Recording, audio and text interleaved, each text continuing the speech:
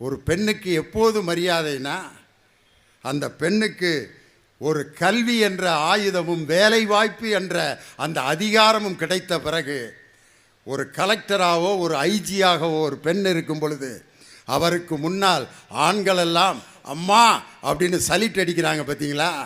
இந்த மரியாதை ஒரு பெண்ணுக்கு தந்தது கல்வியும் அவர் பெற்ற வேலை வாய்ப்பும் அவரிடமிருந்த அதிகாரம்.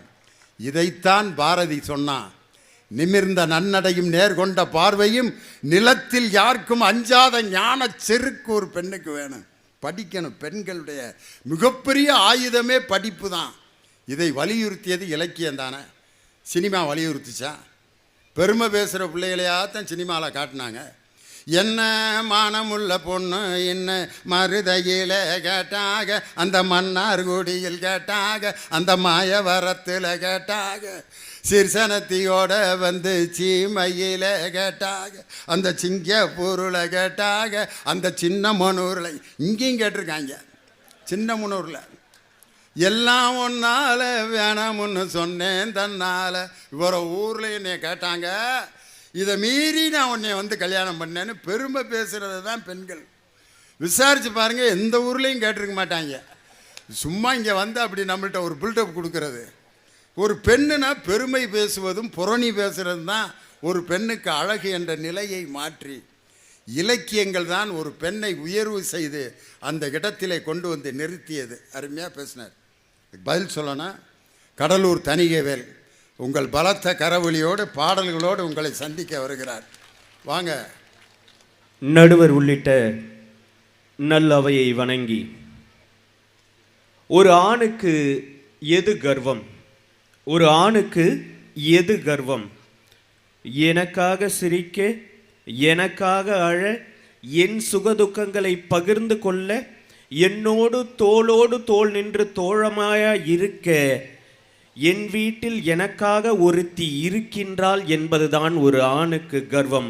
அந்த கர்வத்தை எங்களுக்கு தந்த பெண்மையே, உங்களுக்கு மகளிர் தின வாழ்த்துக்களை சொல்லி, நடுவர் அவர்களே, இறைவனிடம் வரம் கேட்டால் ஆண் குழந்தை பிறக்குமாம். இறைவனிடம் வரம் கேட்டால் ஆண் குழந்தை பிறக்குமாம். அந்த இறைவனையே வரமாய் கேட்டால் பெண் குழந்தை தான் பிறக்குமாம். அப்படிப்பட்ட பெண்களை கொண்டாடுகின்ற ஒரு தருணத்தில் இந்த மேடையில் நிற்பது எனக்கு பெருமை. விஜயகுமார் அண்ணே, உங்களுக்கு என்ன பிரச்சனை? வந்ததுலேருந்து எவ்வளவு பிளட் பிரஷர். சினிமா கெடுத்துருச்சு, சினிமா ஒண்ணுமே கிடையாது, சினிமா. விஜயகுமார் அண்ணே, நிறைய படங்கள்லாம் நீங்க பார்க்க வேணாம். ஒரு படம் நான் சொல்றேன், அந்த ஒரு படம் தயவு செஞ்சு பாருங்க. காலா அப்படின்னு ஒரு படம். காலா அப்படிங்கிற அந்த படத்துல 3 பெண் கதாபாத்திரங்கள் வரும். ஒன்று ரஜினிக்கு மனைவியாக வரக்கூடிய ஈஸ்வரி ராவ் அப்படிங்கிற கதாபாத்திரம். 2 ரஜினியுடைய முன்னாள் காதலியா வருகின்ற ஜரீனா அப்படிங்கிற கதாபாத்திரம். 3 ரஜினியுடைய மகனுக்கு இணையாக வரக்கூடிய அந்த ஒரு கதாபாத்திரம், மாளவிகாவுடைய கதாபாத்திரம். இந்த 3 கதாபாத்திரங்களும் பாருங்க, உங்க இலக்கியத்துல சொல்லாத எல்லாத்தையும் அந்த 3 கதாபாத்திரங்கள் கடைக்கோடி கிராமத்து ஆணிவேர் வரை சொல்லி கொடுத்தது. நடுவர் அவர்களே, அவர் போய் பார்த்துட்டு வந்துருவாரு. ஈஸ்வரி ராவ் பெட்ல படுத்திருப்பாங்க, இந்த பக்கமா திரும்பி, ரஜினி வந்து அந்த பக்கமா உட்கார்ந்து இருப்பாரு. ஃபேஸ் பண்ண முடியாது. எக்ஸ்லவரை போய் பார்த்துட்டு வந்திருக்கோம், பொண்டாட்டிக்கு தெரிஞ்சிருச்சு, அவளை எப்படி ஃபேஸ் பண்றதுன்னு தவிச்சு போய் ரஜினி அந்த பக்கம் திரும்பி உட்கார்ந்து இருக்கும் போது ஈஸ்வரி ராவ் இந்த பக்கம் படுத்துக்கிட்டே கேட்பாங்க, என்ன பேசி முடிச்சுட்டு வந்துட்டீங்களா அப்படிம்பாங்க. ரஜினி சொல்லுவாரு, அவளை பார்க்கும்போது என் கண்ணு முழுக்க நீ தாண்டி நிறைஞ்சிருந்த அப்படின்னுவாங்க. சும்மா பொய்யெல்லாம் சொல்லாத, நானும் 50 வரைக்கும் நடந்தே போய் தான் படித்தேன். அங்கே தப்படிக்கிற பெருமாள் என் மேலே கிறுக்கு பிடிச்ச மேனிக்கா திரிஞ்சுக்கிட்டு இருந்தான், எனக்கும் டிக்கெட்டு போடு, நானும் போய் அவனை ஒரு எட்டு பார்த்துட்டு வந்துடுறேன் அப்படின்பா. எல்லாருக்கும் ஒரு மனசு இருக்கு, எல்லாருக்கும் ஒரு உணர்வுகள் இருக்கு, அதை தாண்டி தான் பெண்கள் வாழ்ந்துட்டு இருக்கணும்னு சொல்லி கொடுத்தது காலாங்கிற அந்த பெண் கதாபாத்திரம் இல்லையா? அதில் யோசிச்சு பாருங்க, அந்த ஜரீனான்ற கதாபாத்திரம் அந்த படத்தில் வில்லனா வரக்கூடிய நானா படேகரை போய் பாப்பா. கூட இருக்கிறவங்க எல்லாம் சொல்லுவாங்க, அந்த வில்லன் கதாபாத்திரம் எல்லாம், தலைவர் காலில் விழுங்க, தலைவர் காலில் விழுங்க அப்படின்னு சொல்லுவா. அவ காலில் விழமாட்டா, கையை நீட்டி கை குலுக்கிட்டு, காலில் விழறதில்லை ஈக்குவாலிட்டி, கை குலுக்கிறது தாண்டா ஈக்குவாலிட்டி, இதை தாண்டா பெண்கள் விரும்புகிறோம்னு சொல்லி கொடுத்தது காலா அப்படிங்கிற திரைப்படம். 3வது கதாபாத்திரம் இருக்கு இல்லையா, ரஜினியுடைய மகனுக்கு இணையா வரக்கூடிய அந்த பெண் கதாபாத்திரம். ஒரு பெரிய போராட்டம் நடக்கும், காவல்துறை வந்து அடிக்கும், அவங்கள அடிச்சு எல்லாம் பண்ணும்போது அதில் வரக்கூடிய அந்த தவறான காவல்துறை அதிகாரி என்ன பண்ணுவான், இவளை வீழ்த்துறதுக்கு, ஒரு பெண்ணை அதிகபட்சமாக வீழ்த்துறதுக்கு எதை நாம கையில் எடுக்கலாம்னு சொல்லி அவள் சுடிதார் போட்டிருப்பா, அவளுடைய பேண்ட்டை பிடிச்சி 2 போலீஸ்காரங்களா சேர்ந்து அவளுடைய பேண்ட்டை உருவிடுவான். உங்கள் இலக்கியங்கள்ல இருந்தால் என்ன சொல்லியிருப்பாங்க, ஐயோ மானம் போய்விட்டது, இறந்து போய்விடு அப்படின்னு தான் உங்களை இலக்கியங்கள்லாம் சொல்லி கொடுத்துருக்கோம். அவள் பேண்ட்டை உருவினதும் அவளுக்கு 2 ஆப்ஷன் தான். இந்த பக்கம் நெருப்பு எரிஞ்சிட்டு இருக்கும், ஒன்று அதில் குதிச்சு செத்து போயிடலாம், இல்லை அப்படின்னா அழுது வடிஞ்சு அங்கேயே உட்காந்துட்டு இருக்கலாம். ஒட்டுமொத்த திரை கொட்டகையில் இருந்த ரசிகர்களும் பார்த்துக்கிட்டு இருந்தாங்க அந்த பொண்ணு என்னடா பண்ணுவான்னு சொல்லிட்டு. அவன் நெருப்புலையும் குதிக்கல, அழுதுகிட்டும் உட்காந்துல்ல, தன்னோட பேண்ட்டை உருவன காவல்துறை அதிகாரிய பக்கத்தில் இருந்த கட்டையை எடுத்து அடிச்சா பாருங்க, ஒரு அடி ஒட்டுமொத்த ஆண் வர்க்கத்துக்கும் விழுந்த அடி நடுவர் இல்லையா அது. சும்மா வந்து எல்லா திரைப்படங்களும் அதில் அவர் வந்து திம்சு கட்ட ஐ ஐ திம்சு கட்ட எதுக்கு என்ன கெடுத்து புட்ட. ஒரு பொம்பளை பிள்ளைய ஒரு ஆண் வந்து திம்சு கட்டன்னு சினிமாவில் சொல்லிட்டானா அது என்ன தப்பு இருக்கு? நீங்கள் ஒரு பேராசிரியர் தானே, திம்சு கட்டையுடைய பணி என்ன நடுவர் அவர்களே? இப்போ தான் கொத்தனார் சித்தாலை பற்றி நான் சொன்னேன். திம்சு கட்டைன்னா கீழே தளம்லாம் போட்ட பிற்பாடு அதை சமப்படுத்துகிற ஒரு கட்டை. சிம்பிள் நடுவர்களே, ஒரு ஆணின் வாழ்க்கையில் இருக்கின்ற ஏற்ற இறக்கங்களை சமப்படுத்துவல் தான் ஒரு பெண். அதனால தான் அவளை திம்சு கட்டை அப்படி சொல்லி கொடுத்துட்டியா எல்லா மேட்ரையும். இந்த ட்ரெயின் பண்ணி அனுப்பியிருக்காரு பாருங்க, திம்சு கட்டை அப்படின்னு ஏன் நாங்கள் சொன்னோம். சமீபத்தில் ப்ளூ ஸ்டார் அப்படின்னு ஒரு படம் வந்துச்சு. அதில் இருக்கக்கூடிய கதாநாயகன் வந்து கிரிக்கெட் விளையாடுறவன். அவன் பக்கத்தில் வந்து நின்று அவன் காதலி சொல்லுவா, டேய் நீ ஒழுங்காகவே கிரிக்கெட் விளையாட மாட்டேன்றீங்க, நிறைய டிஃபால்ட்டாக உங்களுக்கு நிறைய ஃபால்ட் இருக்குது அப்படின்பா. சொன்ன உடனே அந்த கதாநாயகன் அவளை பார்த்து ஒரு ஏளனமாக பார்ப்பான். நான் காலங்காலமாக கிரிக்கெட் விளையாட்டுருக்கேன், ஒரு பொம்பளை உனக்கு என்ன கிரிக்கெட்டை பற்றி தெரியும் அப்படின்ற மாதிரி ஒரு பார்வையை அவன் மேலே செலுத்துவான். அவள் சொல்லுவா, இந்த பாரு அடிச்சுட்டு ஆப்போசிட் டீம் ரன்னு ஓடுறான்ல, அங்கேருந்து ஒருத்தவன் பாலை தூக்கி த்ரோ பண்ணுறான், ஒருத்தன் தாண்டா வந்து பேக்கப் பண்ணுறீங்க, 2 பேரா நின்னா ஒருத்தன் விட்டா ஒருத்தவன் பிடிக்கலாம்ல, இது ஏன் உன் டீமுக்கு தெரியல? கேட்சுன்னு வந்தால் 2 பேரும் ஓடி போய் முட்டிக்கிறீங்க, எவனாவது ஒருத்தவன் லீவ் இட் அப்படின்னு சொன்னா ஒருத்தன் பிடிக்கலாம், ஒருத்தன் விலகி நிற்கலாம்ல, இந்த அறிவு ஏன் உனக்கு இல்லை அப்படின்னு அவ கேட்பா. கேட்ட உடனே அந்த கதாநாயகன் ஆச்சரியப்பட்டு பார்ப்பான்.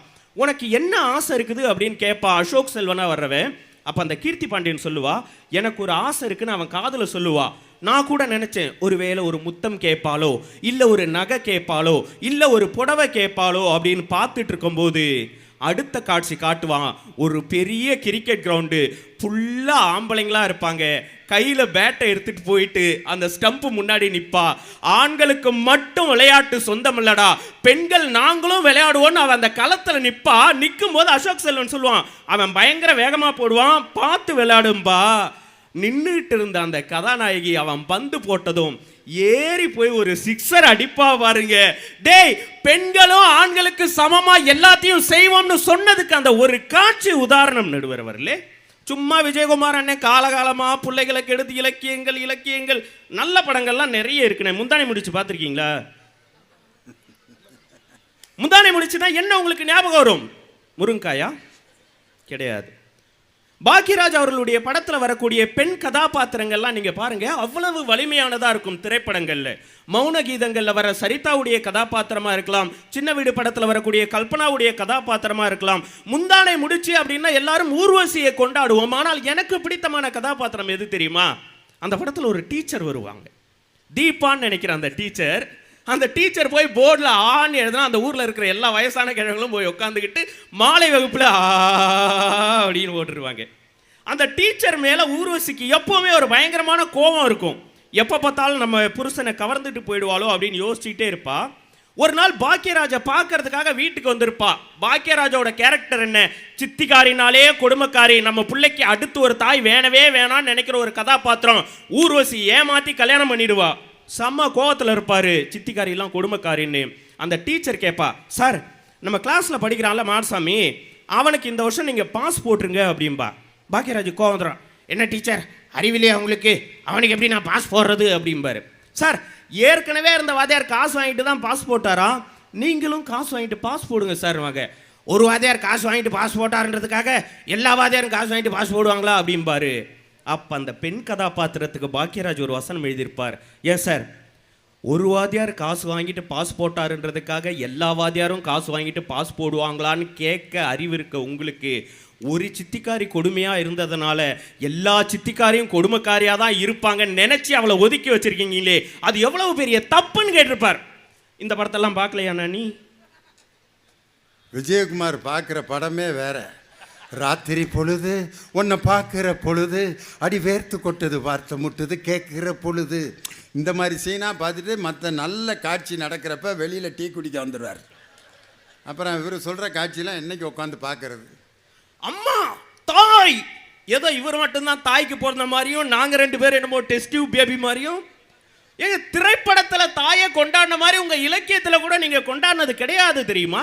எந்த ஒரு இலக்கியத்திலும் சொல்லாத ஒரு வாக்கியத்தை ராம் அப்படிங்கிற படத்துல ஸ்நேகன் எழுதி இருப்பார் அவ்வளவு அழகா.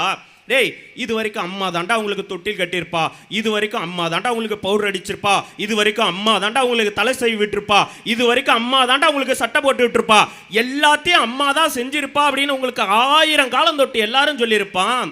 ஆனா அந்த அம்மாவுக்கே முதல் முறையாக தொட்டில் கட்டிய கவிஞன் எங்கள் திரைப்படத்தில் தான் இருந்தானே தவிர உங்களுடைய இலக்கியத்துல கிடையாது. எவ்வளவு அழகா இருக்கும் தெரியுமா?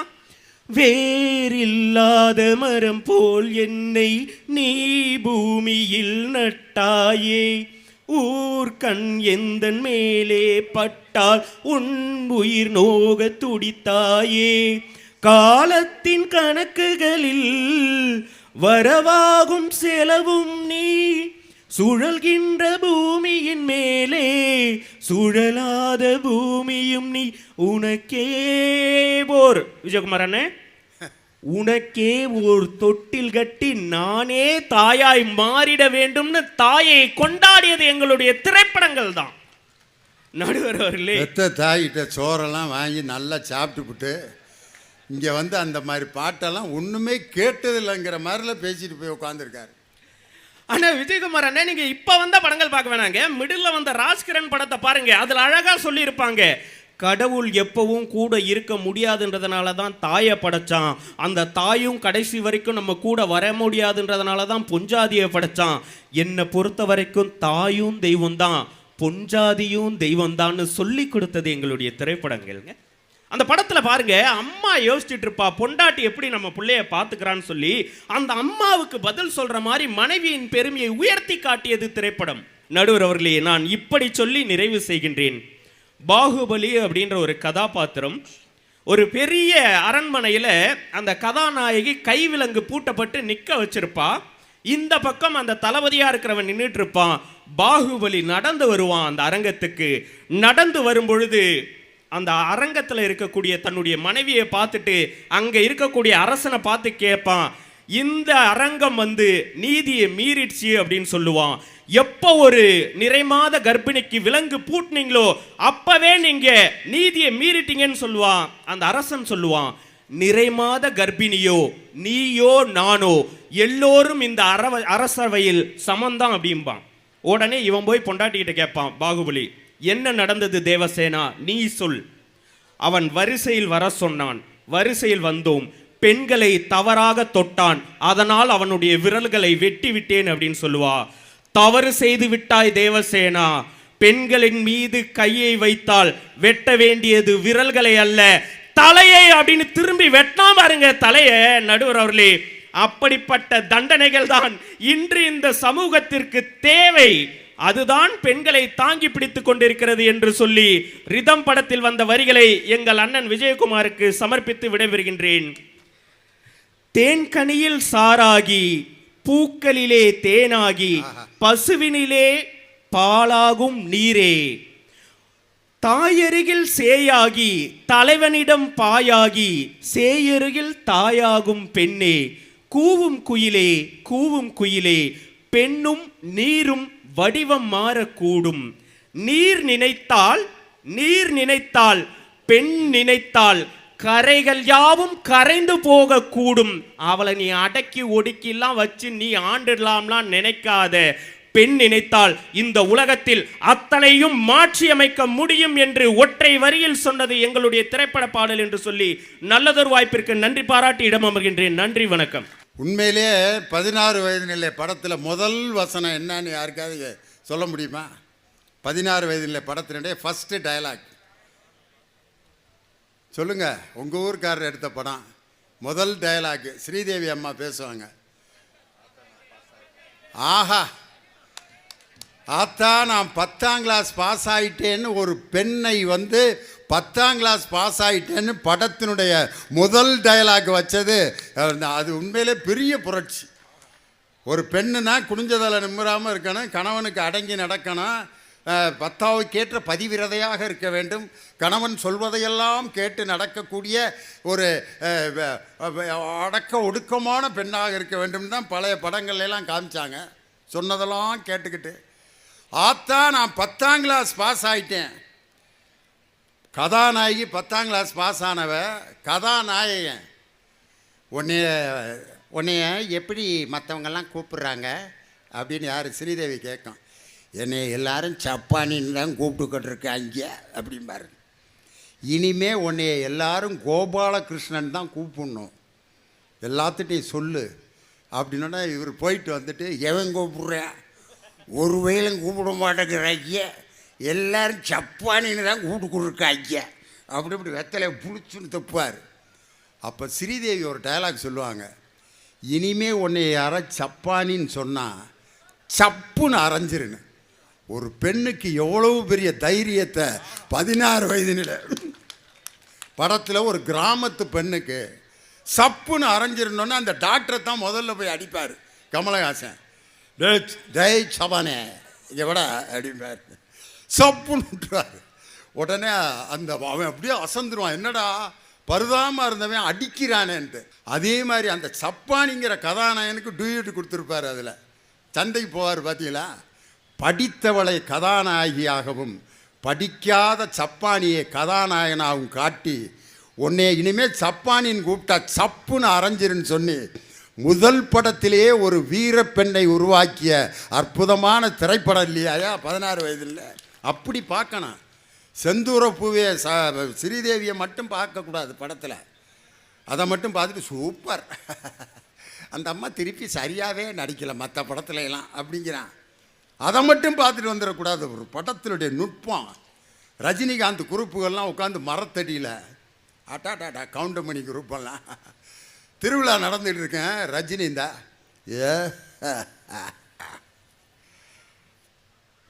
டேய் சபனே மயில உங்கள் ஆத்தாளுக்கு தாவணி கட்டினா கூட நல்லதாண்டா இருக்கு அப்படின்னு காந்திமதியை தாவணி கட்டின மாதிரி ரஜினி அப்படியே இமேஜின் பண்ணி இது எப்படி இருக்கு அப்படிம்பாரு. கவுண்டமணி நல்லாவே இல்லை அப்படிம்பார். அந்த மரத்தடியில் உட்காந்து ஒரு ஆம்பளையை படிக்காமல் எப்படிலாம் பேசிகிட்டு இருப்பேன் அப்படியே படம் பிடிச்சி காமிச்சார். இன்றைக்கும் கிராமங்களில் சாவடின்னு ஒரு இடம் இருக்குது. அதுக்கு ஏன் சாவடின்னு பேர் வச்சான் தெரியுமா? காலையில் உட்காந்து பேசியே பல பேரை சாவடிக்கிற இடம் அதுதான். அதனால தான் அதுக்கு பேர் சாவடின்னு. 2 பேர் உட்காந்து பேசுகிறேன், மாப்பிள்ள 10,000 ரூபா வச்சுருக்கேன் மாப்பிள்ள லோன் வாங்கி. அப்படியா, என்னடா செய்ய போகிற? நல்ல நிலம் வாங்கி நெல் போட போகிறேன்ருக்கேன். நீங்கள் நானும் லோன் தான் 20,000 ரூபா வாங்கி என்ன செய்வேன்? 2 மாடு வாங்குவேன். மாடு வாங்கி என்னடா செய்வேன்? நீ நெல் போடுவீல, அதில் மேய விடுவேன்ருக்கேன். மேய விடுவியா? ஏய் ஓ மாட்டை நான் வெட்டாம விட மாட்டேன், டே நீ நல்ல மேய விட்டுருவியா பாடுறா அப்படின்னு 2 பேரும் அடித்து மங்குன்னு குத்திட்டு கிடக்கிறேன். ஒரு பெரியவர் வர்றாரு, ஏன்டா ஏன் மாட்டை வெட்டுவானாம்ல, ஏன் நெல்ல மேய விடுவானாம்ல. எங்கடா மாடு இன்னும் வாங்கலைனே அப்படின்னு இருக்கான். எங்கடா நிலம் இன்னும் வாங்காத நிலத்துக்கும் வாங்காத மாட்டுக்கும் காலையில் உட்காந்து சண்டை போட்டுக்கிட்டு பார். இப்படி வேலை இல்லாமல் இருக்கக்கூடிய ஆண்களையும் காண்பித்து ஒரு 10ஆம் வகுப்பு படித்த பெண்ணை கதாநாயகியை காமிச்சது சினிமா இல்லையா? எப்படி வாங்க நாகநந்தினி இலக்கியங்களே என்று பேச இன்று அகில உலக பெண்கள் தினத்தை முன்னிட்டு ஒரு பெண் பேச கோவையிலிருந்து வந்திருக்கிறார். உங்கள் பலத்த கரவொலியோடு வாங்கம்மா. தமிழ் மொழி என்று சொன்னால் உமிழ்நீரும் தித்திக்கும் அத்தகைய தமிழன்னை வணங்கி ஆன்றோருக்கும் சான்றோருக்கும் அறிஞர் பெருமக்கள் உங்கள் அத்துணை பேருக்கும் முதற்கண் முத்தாய்ப்பான வணக்கத்தை தெரிவித்துக் கொள்கிறேன். பாரி இல்லை பிரம்பு மழை பொழிவதற்கு, ஓரி இல்லை பொன் மாலை சூட்டுவதற்கு, ஒப்பற்ற குமணன் இல்லை கட்டி தழுவதற்கு, நெல்லி இல்லை காரி இல்லை வாழ கனி கொடுக்க அதிகமானும் இல்லை. இவர்கள் இல்லை என்றால் என்ன? தமிழை இன்றும் செங்கோலாக நிறுத்தி கொண்டிருக்கக்கூடிய என்னை போன்ற எத்தனையோ பெருமக்களை இந்த மேடை ஏற்றி தனக்கு நிகரான ஆசனத்தை கொடுத்து எங்களை எல்லாம் உயர்த்தி அழகு பார்க்கக்கூடிய தமிழ்நாடு பாடநூல் கழக தலைவர் எங்களுடைய அன்பு நடுவர் திண்டுக்கல் லியோனி ஐயா அவர்களுக்கு முதற்கண் வணக்கத்தை தெரிவித்து, தேனி அப்படின்னு சொன்னோன்னு வச்சுக்கோங்க. தேனுங்கிற வார்த்தைக்கு என்ன அர்த்தம் தெரியுங்களா? தானும் கெடாது, தன்னை சார்ந்து இருக்கவங்களையும் கெட விடாது. அத்தகைய மக்களை கொண்ட ஊர் இந்த ஊர். உண்மையிலே தேனி மக்கள் உங்களை பறக்கவே மாட்டாங்க. உண்மைதான். இந்த ஊருக்கு இப்படி ஒரு வழக்கம் சொன்னது நீ ஒரு ஆள் தான். தேனி அப்படின்னு சொன்னால் எல்லாரும் இந்த தேன் சேகரிக்கிற ஈயத்தான் சொல்லுவாங்க. ஆனால் தேன் என்ற வார்த்தையை சொல்லி அதில் நீங்கள் இருக்கக்கூடிய ஒரு மக்கள் அப்படின்னு தேனோட இலக்கணத்தை சொன்னீங்க. அருமை. அவளை அறியா அமரரும் இல்லை, அவளன்றி செய்ய அருந்தவம் இல்லை, அவளன்றி ஐவரால் ஆவதொன்றும் இல்லை, அவளன்றி ஊர் புகும் ஆறு அறியேனே என்று எல்லோத்துக்கும் முதன்மையாக இருக்கக்கூடிய பெண்மை, அந்த பெண்மையை போற்றக்கூடிய தினமான இந்த தேச மகளிர் தினத்தை எல்லாத்துக்கும், எல்லா மகளிருக்கும் அந்த பாராட்டுகளை தெரிவித்து, இப்போ என்ன பிரச்சனைனா, எங்கள் தணிகையை நான் வந்தவர் சரியா சொல்லியிருக்கணும். அண்ணே, உரிமை அப்படிங்கிறது பேசும்போதே பார்த்தீங்களா, தனக்கு துணையான ஒரு பெண், தனக்கு இணையான ஒரு பெண், எங்களுடைய சுக துக்கத்திலெல்லாம் பங்கெடுத்துக்கக்கூடிய அந்த பெண்களுக்கு மகளிர் தின வாழ்த்துக்கலாம். என்னைக்குங்க எங்களுடைய உரிமையை கொடுக்க போறீங்க? நாங்களே தான் உங்களுக்கு துணையா இருக்கணுமா? நீங்க எப்ப எங்களுக்கு துணையா இருப்பீங்கன்னு கேட்டதுக்கான நாள் தான் இந்த மகளிர் தினம்னு சொன்னா எப்படி சார்? உங்களுக்கே எல்லாம் ஃபேவரா பேசிட்டு அப்புறம் காலா திரைப்படத்தை பார்த்தீங்களா? அதுல எப்படி எல்லாம் ஈக்குவாலிட்டியை சொல்லியிருக்காங்க. ஈக்குவாலிட்டியை சொல்லி கொடுத்தது எங்களுடைய இலக்கியங்க. எப்பேற்பட்ட ஈக்குவாலிட்டி தெரியுமா? ராமன் சீதை எல்லாத்துக்கும் தெரியும். கிட்டத்தட்ட அசோகவனத்துல ராவன் என்ன எடுத்துட்டு போயிட்டாரு. அங்க உட்கார்ந்துட்டு இருக்க அந்த அம்மா, அனுமன் போறாருங்க, போய் சொல்றாரு, வந்துருமா, சூழ்நிலை சரியா இருக்கு, ராவணன் இல்லை, என் மேல ஏறி உட்காந்துக்கோ, ராமன் கிட்ட கொண்டு போய் விட்டுறேன்னு சொல்லி கேட்கும்போது அந்த அம்மா இப்படி ஒரு பார்வை பார்த்துச்சான், சிரிச்சுச்சான், அப்புறம் சொல்லிச்சான், நான் என்ன இந்த ராவணனுக்கு பயந்துட்டு இங்க நின்றுட்டு இருக்கேன்னு நினைச்சிட்டு இருக்கியா? என்னுடைய ஒரு சொல், இதுதாங்க மகளிரோட உரிமை. என்னுடைய ஒரு சொல் போதும், எல்லை நீத்த இந்த உலகை யாவையும் சொல்லினால் சுடுவேன், தூயவன் வில்லுக்கு மாசு. என்னுடைய ஹஸ்பண்ட் ராமனுக்கு அது நஷ்டம் ஆயிடும்ன்றதுக்காக நான் அமைதியா உட்கார்ந்துட்டு இருக்கேன். என் ராமன் வருவார், வில்லெடுத்து விடுவார், அந்த ராவணனை அடிப்பார், சந்தோஷமா ராமன் கையை பிடிச்சிட்டு வருவேன். இது உரிமைக்கான விடயம் எங்க தெரியுமா? அந்த ஈக்குவாலிட்டி எது தெரியுமா சார்? எங்க ஐயாவினுடைய பெயர் திண்டுக்கல் லியோனின்னு சொல்லுவாங்க. அவங்களுடைய துணைவியாரனுடைய பெயர் அமுதா லியோனின்னு தான் சொல்லுவாங்க. ஆனா இன்ன வரைக்கும் அகில உலகத்துல யாருக்கும் கிடைக்காத ஒரு பெருமை, ராமன் அவர்கள் தன்னுடைய மனைவி சீதையினுடைய பேரை முன்னாடி போட்டு சீதா ராமன் ஜானகி ராமன் சொன்னாங்கன்னு சொன்னா இதுதான் சார் மகளிருக்கான உரிமை. அதை முதல்ல புரிஞ்சுக்கோங்க. இதுல அடுத்த டைலாக், அவ மகள் எப்படி இருந்தாங்க தெரியுமா? அவங்க ஆடையெல்லாம் உரிச்ச போது போய் போலீஸ்காரர் அடிச்சாங்க. இந்த மாதிரி உங்களுடைய இலக்கியத்தில் இருக்கா? என்னங்க பாஞ்சாலி தெரியாதா? அந்த அம்மாவை வச்சு சூதாட்டினதுக்கு அப்புறம் காவலாளி வந்து கூப்பிட வர்றாங்க.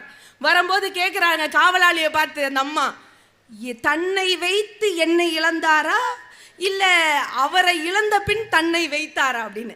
இதை நான் போய் ஏமா கேட்கணும்? அந்த காவலாளி சொல்றாங்க, இல்லம்மா அவரை இழந்ததுக்கு அப்புறம் தாம்மா உன்னை வச்சாங்க.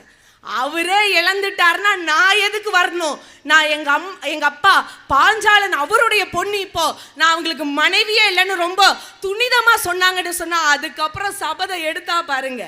பாரதியார் அப்படி சொல்லுவாங்க, ஓ மகாசக்தி பராசக்தி ஆணை உரைத்தேன், மேவி துச்சாதனன் செந்நீர், அதன் பால் துரியாதனன் ஆக்கை ரத்தம், மேவிய இரண்டும் கலந்து குழல் நீதில் பூசி நறு நெய் குளித்து சேவிய குழல் முடிப்பேன், அதுவரையிலும் முடியேன் நான் சொல்லி அந்த பஞ்ச பாண்டவர்களை ஜெயிக்க வச்சதே பாஞ்சாலிங்கிற பெண்ணுன்னு சொன்னா இது மகளிருக்கான உரிமைங்க.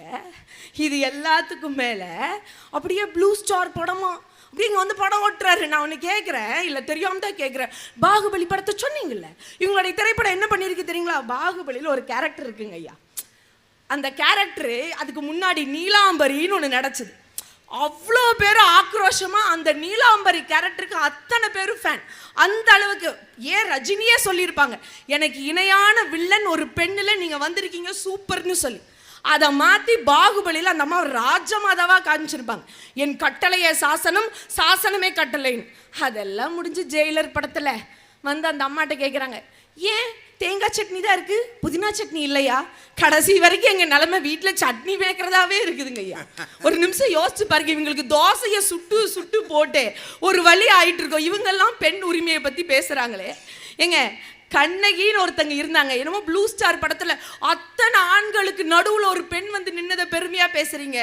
தன்னுடைய கணவன் மேல ஒரு மன்னன் பொய் பழி சுமத்திட்டான்னு சொல்லி மன்னன் கிட்டையே நீதி கேட்டு போராடி நின்ன முதல் லேடி அட்வொகேட் சார் கண்ணகிங்கிறவங்க.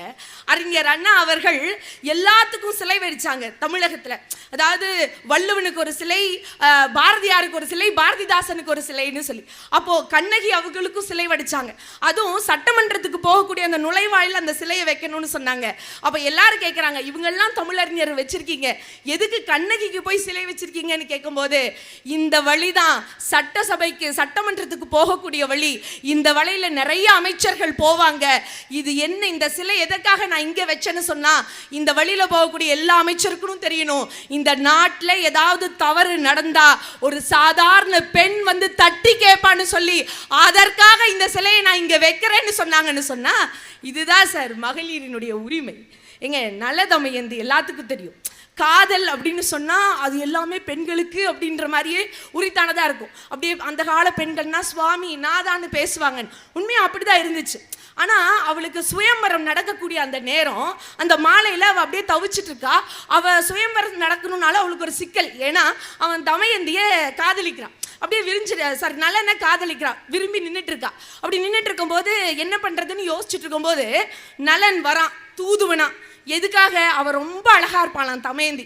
அப்போ தேவர்கள் கூட அவளை கல்யாணம் பண்ணிக்கணும்னு ஆசைப்படுறாங்கன்றதுக்காக தூதுவனா வந்து சொல்றான், நீ வந்து இந்த தேவர்கள் நாளைக்கு வருவாங்க 4 பேர், அதுல யாரோ ஒருத்தரை கல்யாணம் பண்ணிக்கோ, என்ன விட்டுரு அப்படின்னு சொல்லும் போது அதுக்கு தமயந்தி சொல்லுவாங்க, வரக்கூடிய கணவனாக இருந்தாலும் சரி. அவ எப்படி தெரியுமா சொல்லியிருப்பா, சுயம்வரத்தில் தீர்மானம் செய்வது என் உரிமை, நீ வந்து என் உரிமையில் தலையிடாதே, அதை நான் பார்த்துக்கிறேன், நாளைக்கு நான் யாரை டிசைட் பண்ணுங்கிறது என் கையில தான் இருக்குன்னு சொல்லி அன்னைக்கு அந்த தமயந்தி சொல்லியிருக்கான்னு சொன்னா, இந்த மாதிரி நல்ல விஷயங்கள் நடந்துட்டு இருக்குங்க.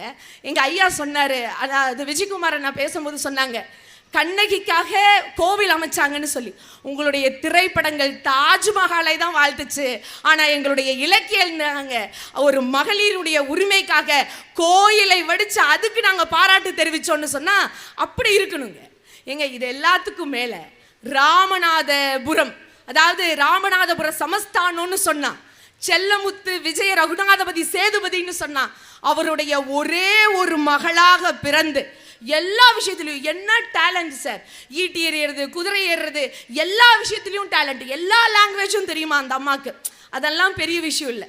பின்னாடி ஒரு மன்னனையே கல்யாணம் பண்ணி அவங்களுக்காக சிவகங்கை சீமையே ஆண்டாங்க, அதுவும் பெரிய விஷயம் இல்லைங்க. அதுக்கப்புறம் மருது சகோதரர்கள் கூட சேர்ந்து ஒரு பெண் படையே உருவாக்குனாங்க, இதெல்லாம் அந்த அம்மாவுக்கு பெரிய விஷயம் இல்லை. ஏன் அந்த அம்மாவினுடைய ஆக பெரிய உரிமையினுடைய சாகசம் என்ன தெரியுமா? அந்த அம்மா கல்யாணத்துக்கு முன்னாடி கிட்டத்தட்ட 13-14 வயசுல இந்த ராமநாதபுரம் சமஸ்தானத்தில் ஒரு கோயில் இருந்துச்சு. அந்த கோயிலுக்குள்ள சில குறிப்பிட்ட மக்கள் போகக்கூடாதுன்னு சொன்னாங்க. ஆனால் அன்னைக்கு கிட்டத்தட்ட 1730ஆம் ஆண்டுல அந்த காலகட்டத்தில் அப்படியெல்லாம் இல்லை, இந்த கோயில் மனிதனாக பிறந்த அனைவருக்கும் சமம், ஆக எல்லா மக்களும் கோயிலுக்குள்ள வரலான்னு சொல்லி தனக்கு கிடைத்த உரிமையை அனைத்து மக்களுக்கும் கொடுத்தவங்கிறதா வேலுநாச்சியா நம்மளுடைய பெண்மணின்னு சொன்னா. நான் உங்களுக்கு எல்லாம் ஒரு விஷயம் சொல்லட்டுமா?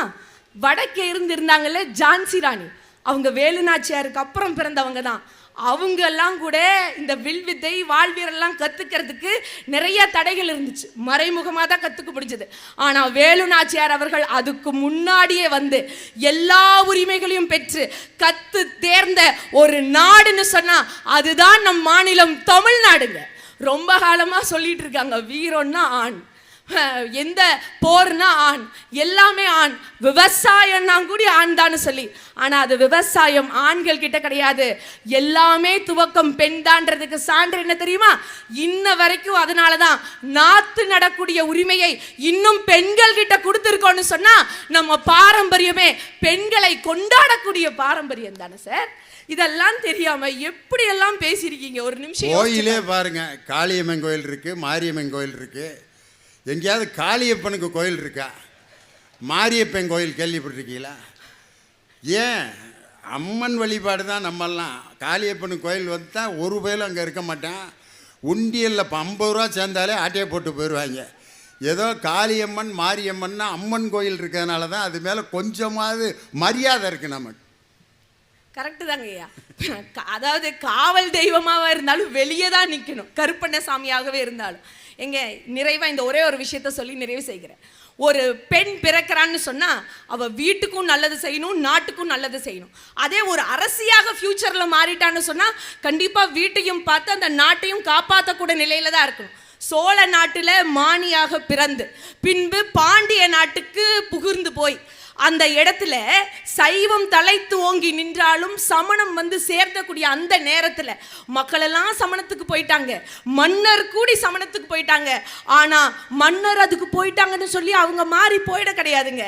என்னுடைய உரிமை என்ன, என்னுடைய நிலைப்பாடு என்ன, என் மக்களை நான் மீட்டு கொண்டு வருவேன். திருநீர் போட்டா கூடி மன்னன் மூஞ்சியை பார்க்க மாட்டாராம். கண்ணு முட்டு கேட்டு முட்டுன்னு சொன்ன அந்த நிலையெல்லாம் மாத்தி திருஞான சம்பந்தருடைய உதவியை பெற்று கிட்டத்தட்ட மொத்த மக்களையும் மாத்தி மன்னனையும் மாத்தி கூன் பாண்டியன் உலகமெல்லாம் சொன்னவரை திருஞான சம்பந்தருடைய ஆற்றலால் நின்ற சீர் நெருமாறனாக மாற்றியவர் தான் மங்கையருக்கெல்லாம் தனி அரசி எங்கள் குல தெய்வம் மங்கையரசி நாயனாராக வந்தார்கள்னு சொன்னா இதுதாங்க பெண்கள்.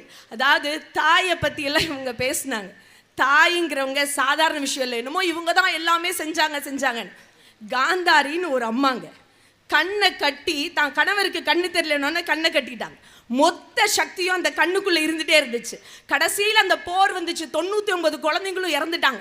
ஒரே ஒரு பையன் துரியோதனன், நான் நாளைக்கு போருக்கு போறப்பான்னு சொல்லும் போது சரிப்பா நீ போய் குளிச்சுட்டு உடம்புல எந்த நகையும் ஒரு தொட்டு துணி இல்லாம பிறந்த மேனியோட வா அப்படின்னு சொல்றாங்க. அதை சரின்னு சொல்லி கேட்டுட்டு போறாங்க. இதைய கிருஷ்ணர் காதல கேட்டுறாரு.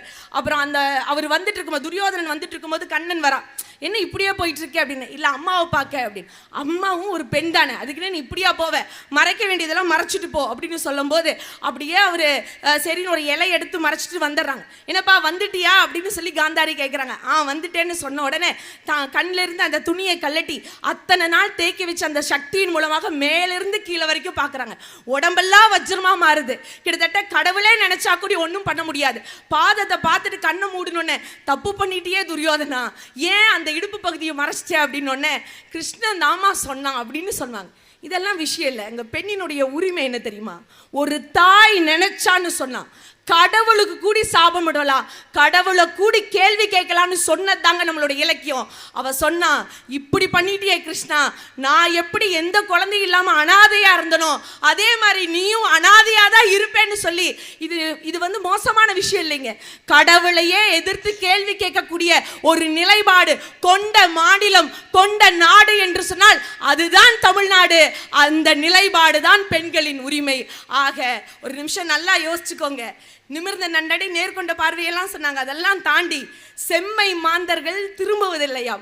விலகி வீட்டிலோர் பொந்துடை இருப்பதை வீர பெண்கள் விரைவில் தகர்ப்பராம். சாஸ்திரங்கள் பலபல படிப்பராம், சௌரியங்கள் பலபல செய்வராம், மூத்த பொய்கள் யாவையும் ஒழிப்பராம், மூதக்கட்டுக்கள் யாவையும் தகர்ப்பராம், ஏத்தி ஆண் மக்கள் போற்றிட வாழ்வராம், இளையநங்கையின் எண்ணங்கள் கேளீரோ அப்படின்னு பாரதியார் சொல்லி இன்னைக்கு 100 வருஷத்துக்கு மேல ஆச்சுங்க.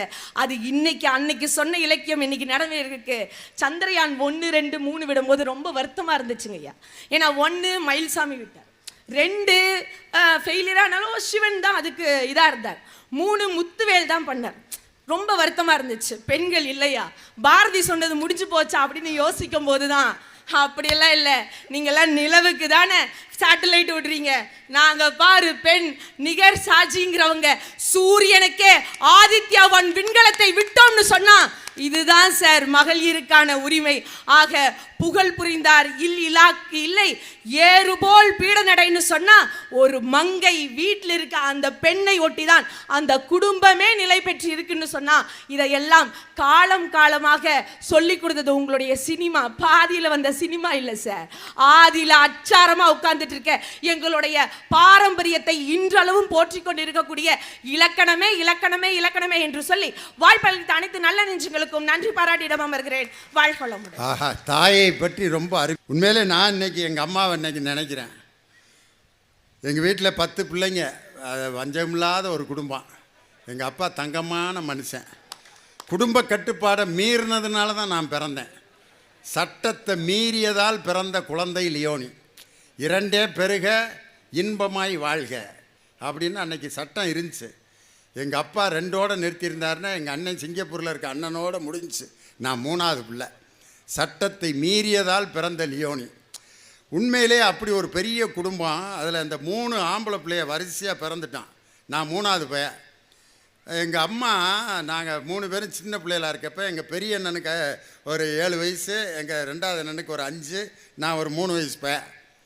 ஸ்கூல் முடிஞ்சு வந்தோன்னே மேலே ஏறி எல்லாத்தையும் ஜன்னலில் அப்படி உட்கார வச்சுருவாங்க. எங்கள் அம்மா ஸ்கூலுக்கு போயிட்டு வந்து மீதி இருக்கிற அந்த வெள்ளைச்சோரை சாம்பார் ஊற்றி அந்த எல்லா சோத்தையும் அப்படி குழப்பி ஆளுக்கு ஒரு உருண்டையை பிடிச்சி கொடுப்பாங்க. அதில் எங்கள் பெரிய எண்ணெய் வாங்கி சாப்பிட அப்படின்னு 3 பேரும் சாப்பிட்டுக்கிட்டு இருப்பான். ஒரு ஸ்டார் ஹோட்டலில் 10,000 ரூபா கொடுத்து சாப்பிட்டா கூட அப்படி ஒரு சுவையான சாப்பாடு என் தாய் கையில் அந்த உருண்டைச்சோறு இருக்கு பாருங்க. அது சாப்பிட்டாத ஆள் யாருமே இருக்க முடியாது. அதில் நான் அந்த 3ஆவது சைடில் இப்படி உட்காந்துருப்பேன். எங்கள் அம்மாட்ட சண்டை போடுறேன், மா என்னை நடுவில் உட்கார வைய அப்படின்னேன். 2ஆவது அண்ணன் அவன் தாண்டா நடுவில் உட்காந்துருப்பேன். வருஷப்படி தான் உட்கார வைப்பேன். நீ ஓரத்துலேயே நில்லு உட்காரு. முடியாது, சோத்தை தூக்கி குப்பையில் விட்டுருவேன். அப்படி சின்ன பிள்ளையில் 3ஆவது பையன். எங்கே செஞ்சாலும் செய்ய மாட்டாவேன். அப்படி எங்கள் அண்ணனை கொண்டு போய் ஓரத்தில் உட்காரு சாமி, என்னமோ பெரிய நடுவில் உட்காரணும், ரொம்ப பிடிவாதான், வாடா நடுவில் உட்கார்றா அப்படின்னு என்னை தூக்கி நடுவில் உட்கார வச்சுட்டு ஊட்டும்போது மூஞ்சியில் இடிச்சுக்கிட்டே ஊட்டினாங்க. என்ன சொல்லிட்டு ஊட்டினாங்க பற்றியே தெரியுமா?